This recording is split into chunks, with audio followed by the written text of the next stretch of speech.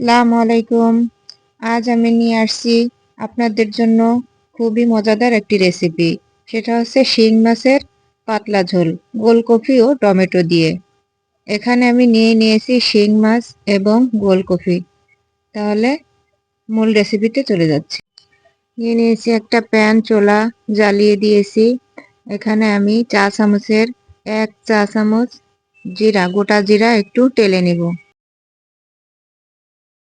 এবার দিয়ে দিচ্ছি বড় সাইজের 2টা পেঁয়াজ এবং মিডিয়াম সাইজের একটা রসুন কুচি করে একটু ভেজে বাদামি করে তুলে নেব।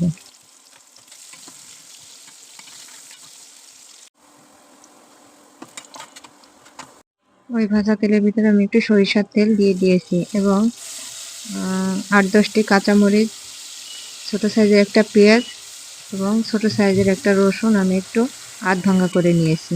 এই মশলাটাকে একটু ভালোভাবে কষিয়ে নেব লবণ এবং হলুদ দিয়ে। খুব ভালোভাবে এই মশলাটা কষাবেন। মরিচটা আমি এভাবেই ব্যবহার করি, অল্পতে হয়ে যায় এবং খেতেও মজা হয় যে কোনো তরকারিতে। আমি মশলাটাকে পানি ছাড়া খুব ভালোভাবে কষিয়ে নিয়েছি, তেলটাও ছেড়ে দিয়েছে। এবার মাছগুলো দিয়ে একটু ভালোভাবে কষিয়ে নিব। সামান্য একটু পানি দিয়ে ভালোভাবে মাছগুলো কষিয়ে নেবেন।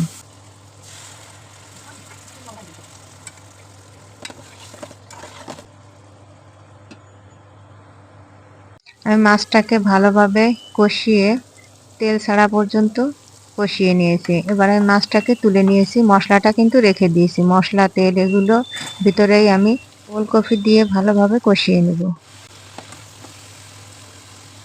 হাফ কাপ পানি ও লবণ হলুদ দিয়ে ভালোভাবে ফুলকপিটাকে কষিয়ে নিতে হবে। ঢাকনা দিয়ে ঢেকে বারবার আপনারা একটু নাড়াচাড়া করে কষিয়ে নেবেন, তলানিতে ধরে না যায় এবং কাঁচা না থাকে।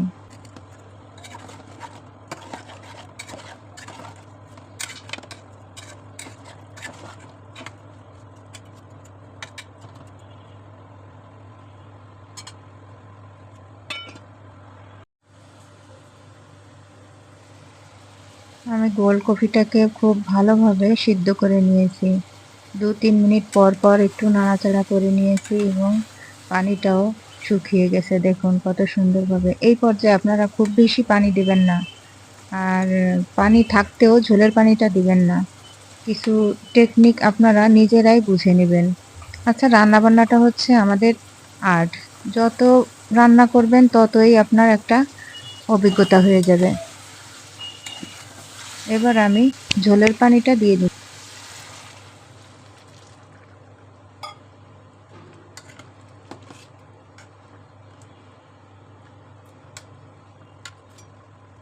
ঝোলের পানিটা দেওয়ার পরে একবার ফুটে উঠলেই আমি মাছগুলো দিয়ে দিচ্ছি। মাছগুলো দিয়ে খুব ভালোভাবে একটু ফুটিয়ে নিব।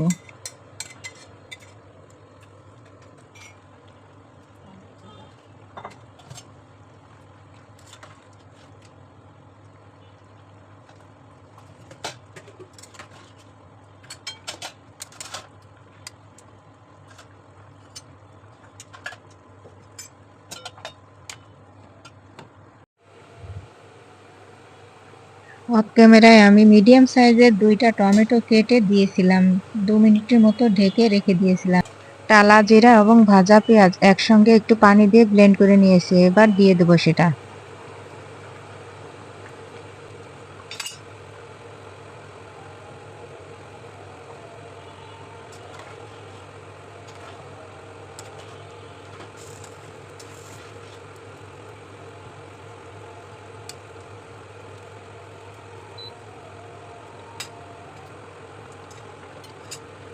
পর্যায়ে আমি ঝোলটা একটু চেক করে নেব, লবণটা ঠিকঠাক আছে কিনা, এবং একবার ফুটিয়ে নেব। চুলাটা অফ করে রেখে দেব। আমার একটু কম ছিল তাই আমি লবণটা দিয়ে নিয়েছি। এবার আমি চুলাটা বন্ধ করে সার্ভ করে নিচ্ছি।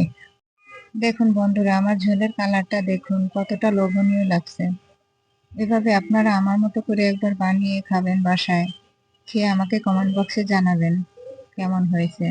ফিরে আসবো নতুন কোনো রেসিপি নিয়ে। আজ এ পর্যন্ত। আল্লাহ হাফেজ।